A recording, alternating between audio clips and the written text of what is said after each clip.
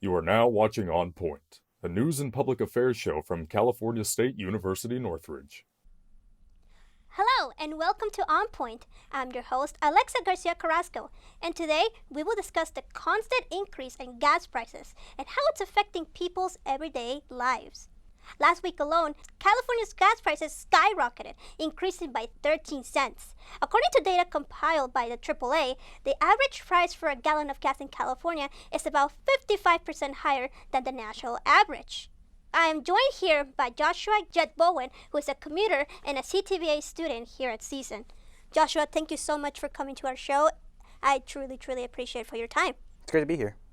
It's very interesting nowadays that we used to worry a lot about before COVID, and now we're worrying about gas prices. Tell me, it's been such a hot topic recently, and as someone who commutes constantly, how does this affected you? For me, I live in Camarillo, and it takes about 45 minutes to drive over here. And then for this semester, I've been after class every day, so it's been building up for like money wise and financial wise. And you say that it takes 45 minutes to get here. I mean, realistically, how much time would you actually spend on just driving alone, considering traffic, considering anything that could happen on the road? Spending wise, I like to try to get to a full tank, so I use two different cars. One car does way better in gas mileage. It's way cheaper, about $40 every time I'm trying to get a full tank. That's about, I fill it up maybe once a week, so that's about $80 in 2 weeks. And my other car, it takes about $70 to get all the way to full tank. So of course that really piles up. And with those two cars, how much time does it really take for you to realize that it's just gonna keep piling up price-wise, and there's gonna come a time in where you can no longer afford it? I think I've been noticing it like at the end of the month when I look at my what I've been spending on, and I noticed that a lot of my money has gone to gas, more so gas than actual food. Have you had to basically cut expenses on a lot of things now that gas prices have been cut? A lot of things like video games or any kind of things that pleasure, like television or any kind of subscription, that I would have to cut down on that and focus more on like my main necessities. I've been hearing a lot of stories actually that it's not only affecting the average person that has to commute every day, but it's also affecting workers, like Uber drivers, delivery, trucks. Everybody is being affected. How does that make you feel? I think when someone else is affected, I think it kind of piles up for everyone, and I also feel affected when it kind of it lines up with a lot more prices, such as food in grocery stores, and just seeing everyone else complain about it's a little rough. It's not even just the fact about the gas prices increases. It's also been increasing the price for food, the price for delivery. I've heard stories that nowadays, whenever people get food from like Uber Eats, it keeps increasing because of the time that drivers have to get from the store to your location. And how does that kind of reflect you as a person when it comes to spending on products and services like that? As a person, like it's just been eating away at my money, honestly. Like every time I go to the grocery store, it would go up a couple of cents maybe, but of course that compiles and makes a slippery slope on just eating away at my money, basically.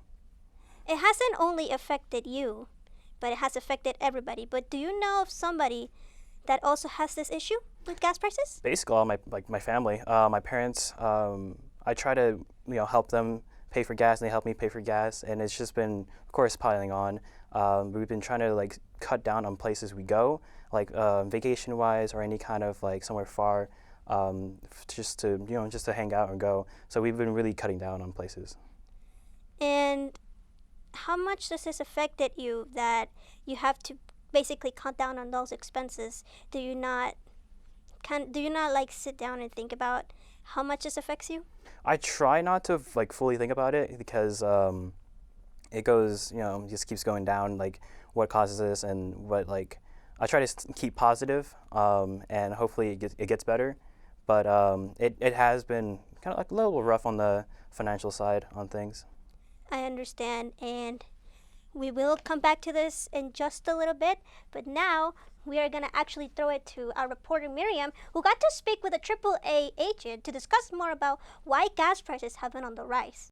First of all, thank you so much, Marie, for being here today. And I wanted to talk to you about the recent increase on gas prices here in California. So if you can dive into why that is. The switchover from winter to summer blend always creates a little difficulty, a little complication, because the refineries are having to switch over their processes to create the different blends.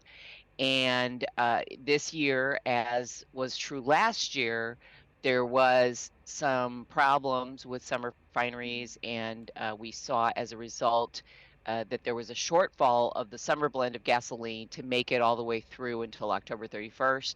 And then what advice do you have for some of our students here who drive long distances and are concerned, $6 a gallon? Of course, a lot of students are, fairly new to driving. They've been maybe driving 3 or 4 or 5 years, and they may not realize the impact that their driving style has on fuel consumption. You could save up to 20% or more on your gas usage just by avoiding speeding, avoiding those jackrabbit starts, avoiding slamming on your brakes.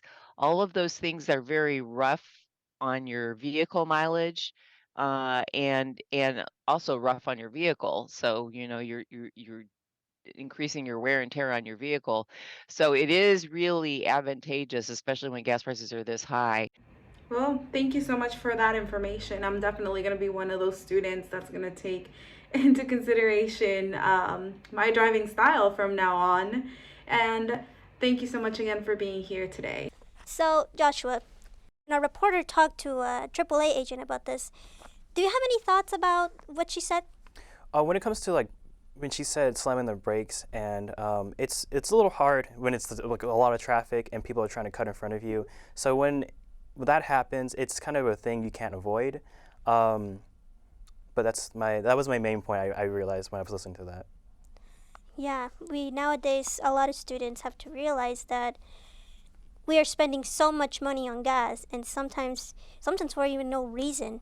When our classes get canceled, when we have other commitments, and it's a lot of time that's wasted, a lot of money wasted.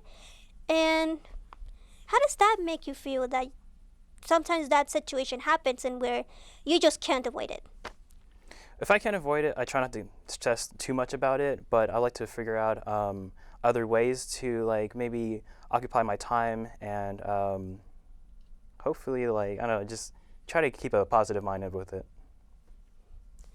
Do you think that in the near future we can find a solution in gas prices no longer becoming a problem?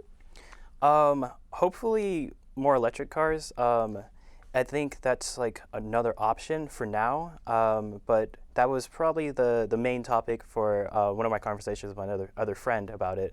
But we were looking into electric cars for now, but we'll see from there. And electric cars have actually been another hot topic of discussion. And they're actually becoming very common nowadays, now that they're becoming even a replacement for gas cars. Have you considered using an electric vehicle or at least buying one? I actually have, but the thing is, I feel like when it gets more popular, I feel like it's going to be a giant switch, where it's going to be more expensive to have an electric car, less than a gas car. But for now, I was thinking about switching over. And then if it somehow happens where it is more common for a electric car to be more expensive than a gas car, then maybe switch back over to there. And we will actually talk about more about electric vehicles in just a moment, but we're actually going to go to a break. And when we come back, we are going to delve in more about gas prices as well as how electric cars may be just a replacement. Stay tuned. You're watching On Point. When it comes to making plans, you are the best. What about those barbecues you plan in detail for your family? Or your daughter's first costume party? It was out of this world. The same way you plan each detail for those moments, start planning to protect you and your loved ones from a natural disaster.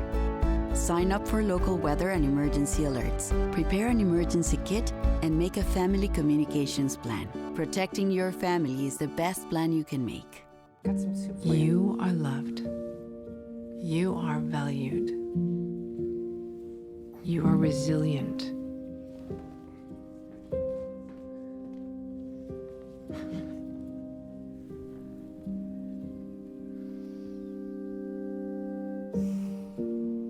You got this.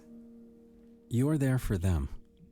We're here for you. Find free care guides at aarp.org/caregiving. My advice to all the fathers out there, they grow up way too fast for you to waste even a single precious moment. I'm an actor in an ad reminding you that if you're high, just don't drive. Welcome back to On Point. My name is Alexa Garcia Carrasco, and I'm joined here by Joshua Jett Bowman, a CTVA student here at CSUN, and also a commuter. We actually got the chance to talk with a few people that have something to say about gas prices increasing. The pain at the pump. Words that have been ingrained into people for the better part of 2 years. I can't even afford groceries, so how am I supposed to afford driving around? I have a job, and I still can't afford getting myself gas. AAA says last year the national average was $3.80. This year it's $3.78, an actual decrease. The problem lies in California, where prices average $5.97. I don't know, it's sad. I just feel like the longer I live here, the more I can't afford to be alive. You know what I mean? Staying alive is exactly what Oscar Rolando Campos says, who has had to make some sacrifices in his daily life expenses. Campos says it's one of two. He either eats or puts gas. He added by saying you have to limit yourself to some of the extra things you crave. Gas is almost $7 a gallon here in California. If you try to compare that, that's almost the equivalent to the average American fast food price meal. Now, this has raised concerns in Sacramento, and plans to try to bring this price down by government officials have gone underway. California Republican representatives have been calling for the suspension of the gas tax for the better part of a year now, but have yet to reach an agreement with Governor Gavin Newsom.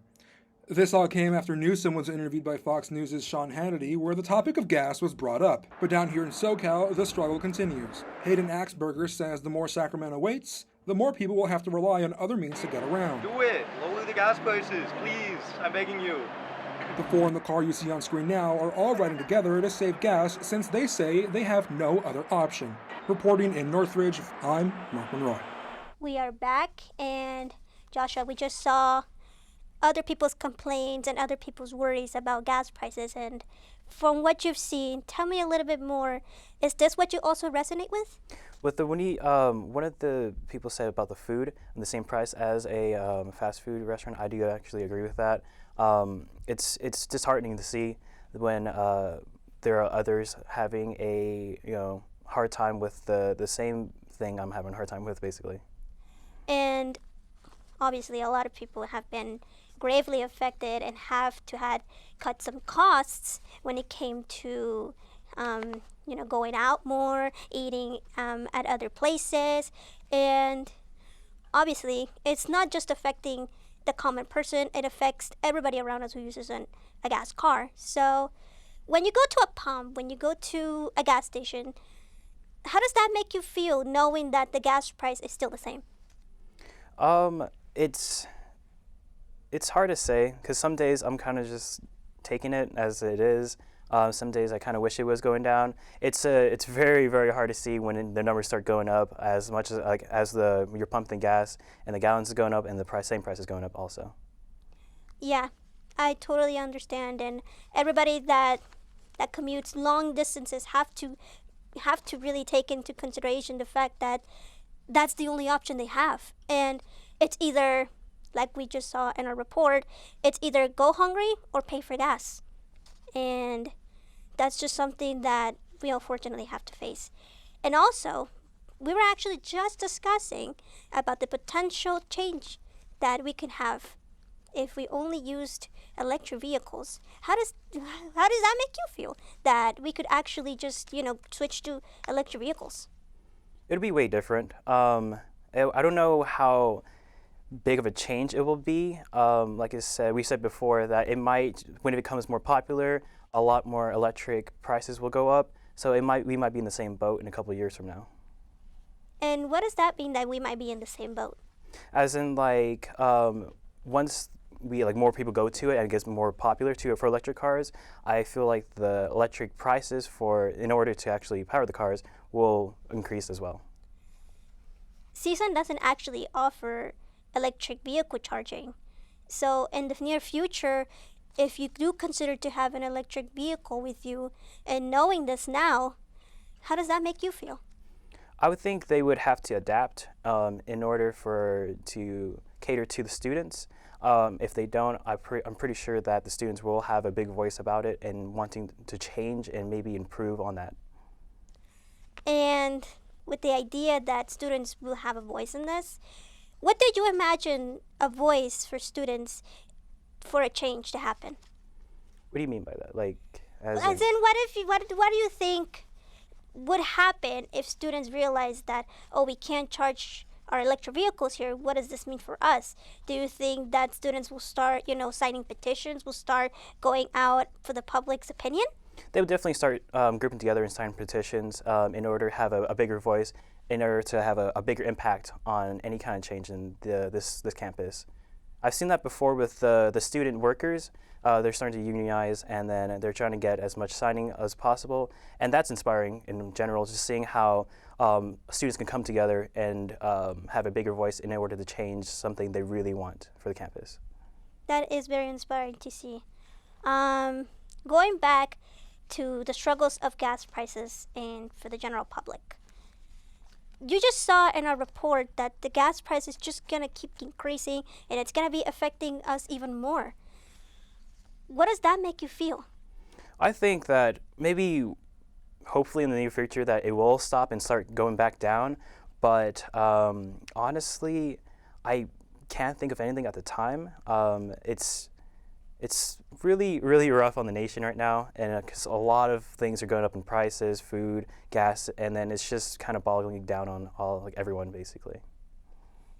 Do you believe that in the near future we can have a much stronger, a voice for people in Congress, people with political power that could actually have some type of change in, fixing this issue of gas prices, because people are struggling out there to even have a chance of, living a comfortable life?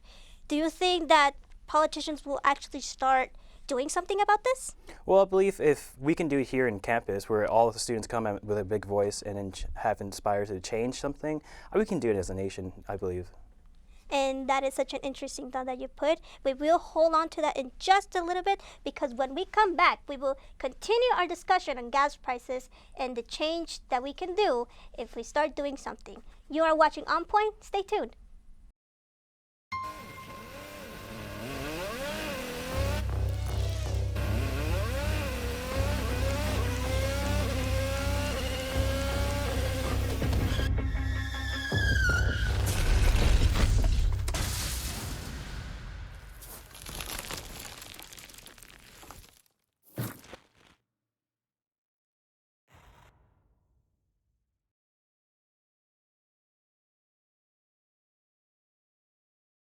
When I was 10, my mom got deported. We had a difficult time, and I feel that's why I didn't get to finish school. My husband is really supportive in a way that he pushed me to go back to school. She wants to have a career so her kids can look up to her. They both keep me motivated to go to school, and they see that if I do it, they can do it too, I feel that everything's possible. Find free adult education classes near you at finishyourdiploma.org. Yo, camping buddy. Okay, you guys ready? Dude, I thought you were driving. I thought you were driving. Oh, I never said I was driving. I definitely can't drive. Okay. If you're high, just don't drive. It's illegal everywhere. If you feel different, you drive different. On Point. I'm your host, Alexa Garcia Carrasco. Electric cars. They seem to be popping up everywhere now. You see them on the freeway, the road, at the mall, or even at school. Call Matter says they plan to make 35% of the cars on the road electric by 2026 and 68% by 2030. The problem that lies with California's car to go all electric by the mid-20s and 30s is that not everyone can afford them. Tesla's website says the average price of the cheapest Tesla is around $40,000 to $50,000, not very suitable to the average income. However, California is planning a way to make them more accessible. It may not be the $7,500 of tax credit that only some can qualify when you buy an electric car. Call Matters added by saying the tax rebates are unsustainable and that most of the money is coming from greenhouse gas reduction funds. That part didn't work since most people had to wait months to get their cars by having to wait for the rebates. A new program called Clean Cars for All is being introduced, which will expand the opportunities to buy a gas-free car. This aims to give people $12,000 in return for their gas-powered cars, which will roll out next year. They're starting to make a program that will basically make EVs more affordable. What do you think about that? I think it's a good step in order to try to get everyone on a same side and try to make it a little bit better as it is now. But I still think that, of course, in the near future, it's just going to be the same thing all over again, but the opposite side, where electric cars are going to be more expensive than gas cars. So even if we were to switch to EVs, it's still going to be the same issue. And it's not only just because of the price going up, it's only because more people want to use EVs. They want to switch from gas. And what can that guarantee for the near future? Near future, I would say it'd be a little bit easier for everyone to travel to different places. But the far future, I think it's just not going to help enough. You talk about that it's not going to help enough because of the popularity of EVs. I mean, you see them everywhere on the freeway. You see them at school. You see them just about anywhere. So, in retrospect, does that mean that for you as a consumer, as a traveler, as the average person, would that affect you in any way? Seeing it popular as an of now, it doesn't really affect me, but it does kind of have it inspires me to maybe transfer over to electric car. But as of now, it doesn't really affect me too much. Do you think about any pros and cons from switching to EV? Not on a daily basis. I have yet to do a lot more research in order to maybe switch over, but I do have a lot of questions about it, but I haven't really took the time to actually really look into it.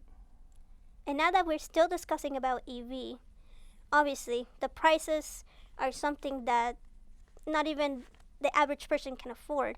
Do you think that there's a way, now that this program is actually being introduced or being talked about, do you think this will help a lot for the average consumer to even start thinking about switching to EV?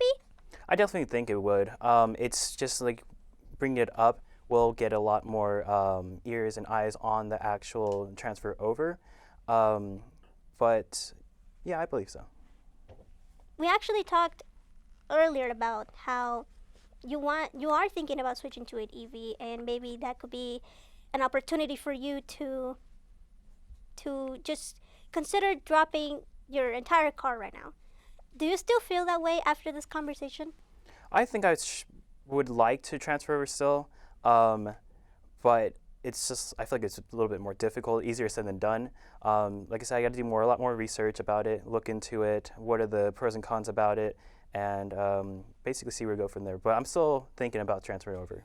I really appreciate all of your thoughts and all of your concerns. When we come back, we will continue our discussion on the usage of electric vehicles and how this can be a new future for us. You're watching On Point. Stay tuned. There was an old woman who lived in a shoe. She had so many children, she didn't know what to do.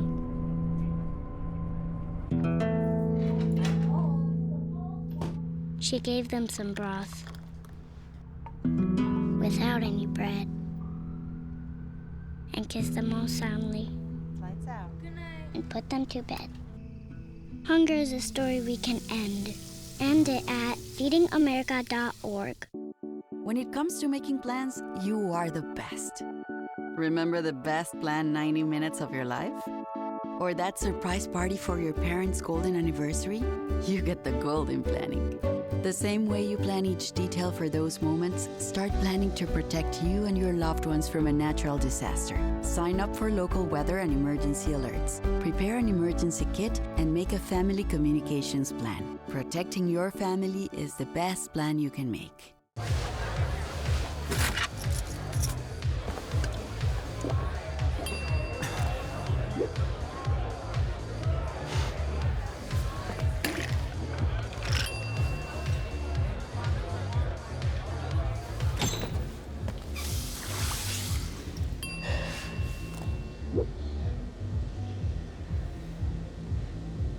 If you need to do something to feel okay to drive, you're not okay to drive. Don't drive buzzed. Got a new house.